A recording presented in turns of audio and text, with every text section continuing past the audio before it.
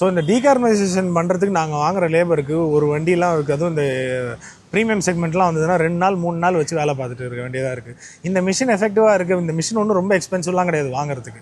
But ஆனால் எஃபெக்டிவான மெத்தடாக இருந்தது அப்படின்னா நான் 3 நாளைக்கு ஒரு வண்டி வச்சு வேலை பார்க்கறதுக்கு ஒரு நாளைக்கு 10 வண்டி பண்ணிட்டு போகலாமே. ரீசன் இது நான் பண்ணாத ரீசன் என்ன அப்படின்னா, அது ஒரு வேளை இன்ஜின்குள்ளே இருக்கிற கார்பனை அது க்ளீன் பண்ணுதுன்னு கூட வச்சுப்போம். சரியா, க்ளீன் பண்ணி நல்லா ஓடுதுன்னே வச்சுப்போம். ஆனால் எனக்கு இன்னும் முக்கியமான இடத்துல நிறையா கார்பன் இருக்குது. அந்த கார்பனை அது க்ளீன் பண்ணாது. இன்ஃபேக்ட் அந்த கார்பனை லூஸ் ஆக்கி விட்டு இன்னும் மோசமாக தான் ஆக்கி விடுது. அப்படின்னும் போது that is not the effective method. அது இந்த ஸ்ப்ரே அடித்து பண்ணுறாங்க, அதுக்கப்புறம் இந்த ஃபோம் ஏதோ அனுப்புகிறாங்க, அப்புறம் தண்ணியெல்லாம் எக்ஸாஸ்ட்லேருந்து வருது. இந்த மெத்தட்ஸ் எதுவுமே எஃபெக்டிவான மெத்தட் கிடையாது. இது எதுவுமே உங்களுக்கு தேவையான, அதாவது டேஞ்சரஸ் கார்பன், அதாவது எந்த இடத்துல கார்பன் இருக்கிறனால எனக்கு ப்ராப்ளம் வருமோ அந்த கார்பனை அதை ரிமூவ் பண்ணுறதே கிடையாது. எசென்ஷியலாக இருக்கிற இடத்துல இருக்கிறது தான் ரிமூவ் பண்ணுது.